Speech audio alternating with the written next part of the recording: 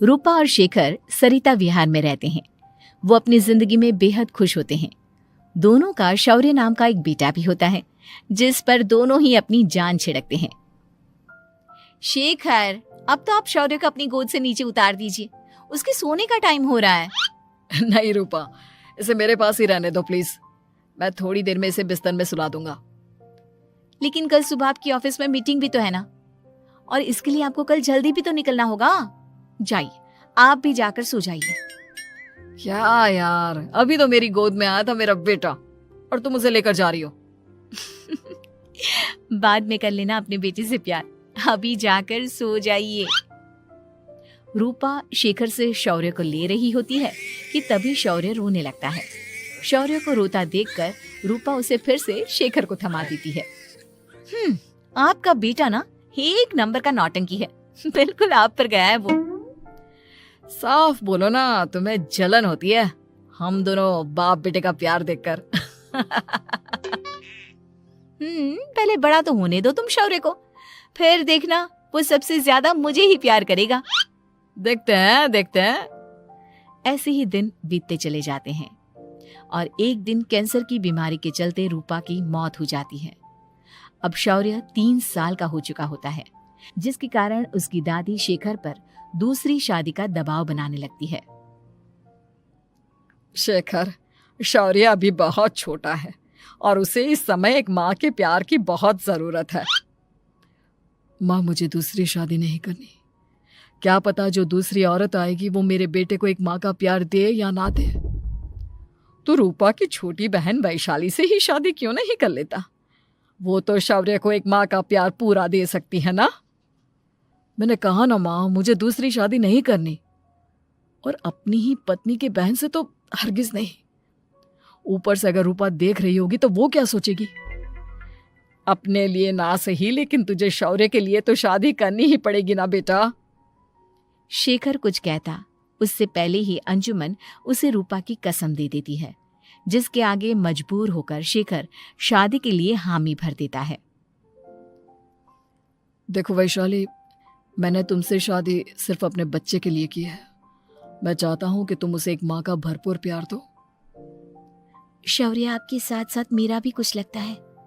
अगर आप मुझसे शादी नहीं भी करते तब भी मेरा प्यार शौर्य के लिए कभी कम या ज्यादा नहीं होता। शादी के कुछ दिनों बाद ही शेखर की माँ की भी मौत हो जाती है। वैशाली शौर्य को एक माँ से भी बढ़कर प्यार देती है। शौर्य को लेकर वैशाली का यूं निस्वार्थ प्यार देखकर शेखर को भी उससे प्यार हो जाता है और कुछ सालों बाद शेखर और वैशाली का भी लड़का हो जाता है।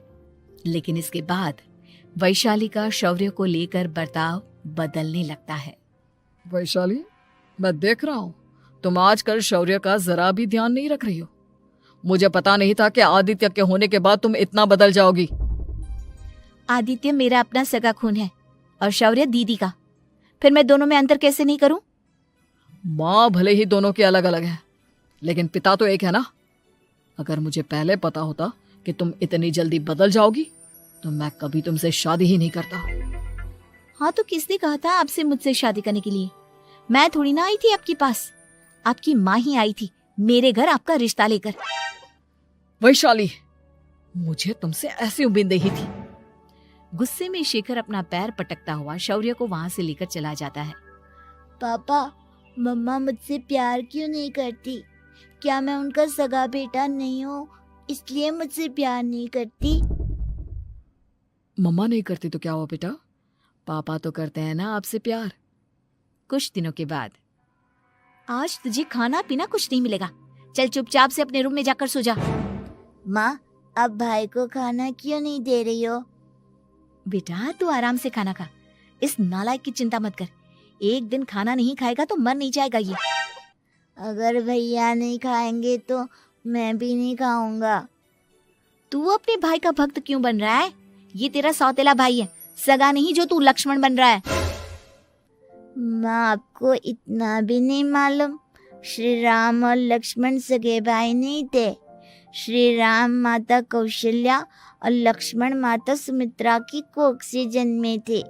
दोनों के सिर्फ पिता एक थे लेकिन माँ अलग थी। मुझे ज्यादा ज्ञान देने की जरूरत नहीं है। ये सतयुग और त्रेता युग नहीं है, समझे? आया बड़ा भाई का चमचा। इतना कहकर वैशाली वहां से चली जाती है। जिसके कुछ टाइम बाद शिखर वहां आता है और आदित्य उसे सारी बात बताता है। मुझे माफ कर दो शौर्य, तुम्हारी माँ के जाने के बाद मुझे दूसरी शादी का फैसला करना ही नहीं चाहिए था। अगर मैं दूसरी शादी नहीं करता तो शायद आज तुम्हारी ये हालत ना होती। नहीं पापा, अगर आप शादी नहीं करते तो मुझे आदित्य जैसा छोटा भाई कभी नहीं मिलता। थैंक यू मुझे इतना अच्छा भाई देने के लिए। तुम दोनों हमेशा ऐसे ही साथ रहना, फिर कोई भी तुम दोनों का कुछ नहीं बिगाड़ पाएगा। चलो मैं तुम दोनों को आइसक्रीम खिला कर लाता हूँ, बहुत भूख लग रही है ना। शिखर शौर्य और आदित्य को आइसक्रीम दिलाने लेकर जाता है। वो दोनों को पार्क में खड़ा करके आइसक्रीम लेने जा ही रहा होता है, तभी तेज रफ्तार से आती हुई एक गाड़ी उसे कुचल देती है और उसी पल शेखर की मौत हो जाती है, जिसके बाद शौर्य की जिंदगी नर्क से भी बदतर हो जाती है। सुन रहे चिरकुट, इस घर के किसी भी सामान को मेरी मर्जी के बगैर हाथ मत लगाना। इन सब पर अब तेरा कोई हक नहीं है, समझा? ठीक है माँ, मैं आपकी इजाजत के बगैर किसी चीज को हाथ नहीं लगाऊंगा। चल जाकर अब पूरे घर की सफाई कर। महज 7 साल का शौर्य वैशाली के कहने पर अपने नन्हे नन्हे हाथों से पूरे घर की सफाई करने लगता है। ऐसे ही दिन बीतने लगते हैं, लेकिन मासी से माँ बनी वैशाली को उस मासूम से बच्चे पर जरा भी तरस नहीं आता। क्यों शौर्य, ये घर में इतनी गंदगी कैसे हो रही है? ढंग से सफाई नहीं की है क्या तूने? माँ मैंने तो अच्छे से सफाई की थी, लेकिन आदित्य बार बार इधर उधर चलकर गंदा कर देता है। अच्छा, खुद से एक काम ढंग से नहीं होता और अपनी गलतियों का जिम्मेदार मेरे बेटे को ठहराता है। इतना कहकर वैशाली बांस का डंडा उठाकर शौर्य को जोर जोर से मारने लगती है। तभी वहां वैशाली के मायके वाले भी आ जाते हैं और उसकी सारी करतूतें देख लेते हैं। माँ मैं ऐसा क्या करूं जिससे आप मुझे भी आदित्य के जितना प्यार करोगी? बोलिए ना माँ, मेरे क्या करने से आपके अंदर मेरे लिए ममता जागेगी? वैशाली शौर्य की एक नहीं सुनती, उसके ऊपर डंडे बरसाती जाती है। हद पार होते देख वैशाली की माँ उसका हाथ पकड़ती है और जोर से उसे थप्पड़ मारती है। यही सब करने के लिए तूने दामाद जी से शादी की थी? हमने सपने में भी तुझसे ऐसी हरकत की उम्मीद नहीं की थी। तू माँ नहीं, माँ के नाम पर एक धब्बा है। बस कीजिए माँ, आदित्य के इस दुनिया में आने से पहले मैंने इसे बहुत प्यार किया था, लेकिन अब जब मेरी खुद की औलाद है तो मैं किसी और के बच्चे से प्यार क्यों करूं? अरे नालायक औरत, जिसे तू किसी और का बच्चा कह रही है वो तेरी खुद की सगी बहन का बच्चा है। बहन है तो क्या हुआ, मेरे अपने बच्चे से बढ़कर तो नहीं हो सकता ना ये कभी। अगर यही बात थी तो तू हमें पहले बता देती, हम शौर्य को अपने साथ ले जाते। उसे इस तरह प्रताड़ित करने की क्या जरूरत थी? अगर आपको लेकर जाना है ना तो ले जाइए इसे, मैं नहीं रोकूंगी। नहीं माँ, मुझे कहीं नहीं जाना, मुझे आपके साथ ही रहना है। मैं तेरी कोई माँ बाबा नहीं हूँ, तेरी माँ मर चुकी है, समझा? अब निकल जा मेरे घर से।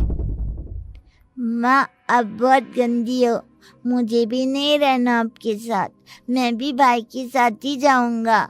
अरे तू क्यों जाएगा, तू तो मेरा सगा बेटा है, जाने दे इसे।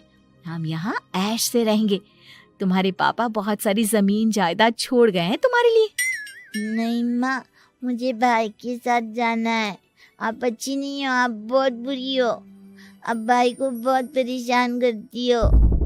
देख वैशाली, तुझसे ज्यादा समझ तो इस मासूम बच्चे में है। ये तेरे बुरे कर्मों का ही नतीजा है जो आज तेरी सगी औलाद खुद से तुझे ठुकरा रही है। आदित्य, तुझे इस शौर्य ने भड़काया है ना मेरे खिलाफ? नहीं माँ, मुझे किसी ने भड़काया नहीं, पर मैं सब देखता हूँ, सब समझता हूँ। भाई बहुत अच्छा है, वो आपकी जैसा नहीं है। चलिए नानी। इतना कहकर वैशाली के मायके वाले आदित्य और शौर्य को अपने साथ ले जाते हैं और इस तरह वैशाली बड़े से घर में अकेली पड़ जाती है। 2 बेटों के होते हुए भी आज उसे माँ कहकर बुलाने वाला कोई नहीं होता।